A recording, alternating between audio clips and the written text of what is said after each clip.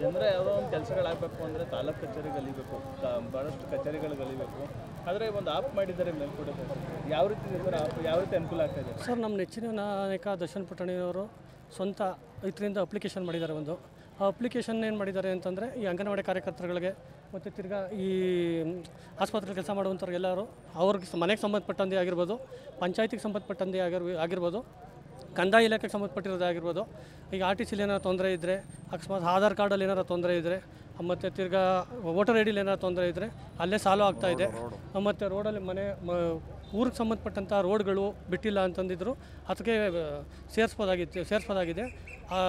ಆ ಅಪ್ಲಿಕೇಶನ್ ಸೇರಿಸೋ ಸಂದರ್ಭದಲ್ಲಿ ಒಂದು ಲಾಗಿನ್ ಮಾಡಿರ್ತಾರೆ, ಅದು ದರ್ಶನ್ ಪುಟ್ಟಣ್ಣಯ್ಯರಿಗೆ ಹೋಗುತ್ತೆ. ಅದಾದ ನಂತರ ಈ ಸರ್ಕಾರಿ ಅಧಿಕಾರಿಗಳು ಅದನ್ನು ಗಮನಿಸ್ತಾರೆ. ಅಲ್ಲಿಂದ ಬಂದು ಸರ್ಕಾರಿ ಅಧಿಕಾರಿಗಳ ಹತ್ರ ನಾವು ಹೋಗಬೇಕಾಗಿತ್ತು. ಆಗ ಸರ್ಕಾರಿ ಅಧಿಕಾರಿಗಳೇ ಬಂದು ನಮ್ಮ ಹತ್ರ ಏನೇನು ಪ್ರಾಬ್ಲಮ್ ಇದೆ ಅಂತ ಕ್ರಿಯೇಟ್ ಮಾಡಿಕೊಂಡು ಆ ಪ್ರಾಬ್ಲಮ್ನೆಲ್ಲ ಸಾಲ್ವ್ ಮಾಡ್ತಾಯಿದ್ದಾರೆ. ಇದು ಎಷ್ಟು ಅನುಕೂಲ ಆಗ್ತಿದೆ?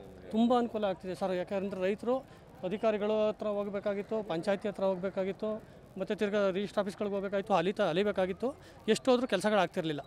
ಈಗ ನಮ್ಮ MLA ಅವರು ಬಂದು ಮನೆ ಹತ್ರ ಸರ್ವೆ ಮಾಡ್ತಾ ಇರೋದ್ರಿಂದ ಪ್ರತಿಯೊಂದು ಕೆಲಸನೂ ಊರಲ್ಲಿ ಆಗ್ತಾಯಿದೆ, ಮನೆ ಬಾಗಿಲಲ್ಲೇ ಆಗ್ತಾಯಿದೆ. ಸಮಸ್ಯೆಗಳೆಲ್ಲ ಪರಿಹಾರಗಳೆಲ್ಲ ಒಂದೊಂದು ಪಂಚಾಯತಿನ ಆಯ್ಕೆ ಮಾಡ್ಕೊಂಡಿದ್ದಾರೆ. ಆ ಪಂಚಾಯತಿಲಿ ಒಂದು 8 ದಿನ 10 ದಿನ ಬಿಡ್ತಾ ಇದ್ದಾರೆ. ಪ್ರತಿಯೊಂದು ತಾಲೂಕು ಮಟ್ಟದ ಸಭೆಗಳನ್ನ ಕರೆದು ಅಲ್ಲೇ ತಾಲೂಕು ಮಟ್ಟದ ಅಧಿಕಾರಿಗಳೆಲ್ಲರೂ ಅಲ್ಲೇ ಕರೆಸ್ತಾ ಇದ್ದಾರೆ. ಅಲ್ಲೇ ಆಗುವಂಥ ಕೆಲಸಗಳನ್ನು ಅಲ್ಲೇ ಮಾಡ್ತಾ ಇದ್ದಾರೆ. ಆಗ್ತಾಯಿಲ್ಲ. ಇದು ಮಾದರಿ ಕ್ಷೇತ್ರ ಆಗಿದೆ ಸರ್ ನಮ್ಮ ಮೇಲ್ಕೋಟೆ ಕ್ಷೇತ್ರ. ಈ ವಿಚಾರದಲ್ಲಿ ಸ್ವಂತ ಅಪ್ಲಿಕೇಶನ್ ಮಾಡಿ ಅವರೇ ಮಾಡ್ತಾ ಇರೋದು. ಇದು ಯಾವುದೇ ಕ್ಷೇತ್ರದಲ್ಲೂ ಆಗಿಲ್ಲ ಸರ್. ಶಿವಕುಮಾರ್ ಅಂತಂದು.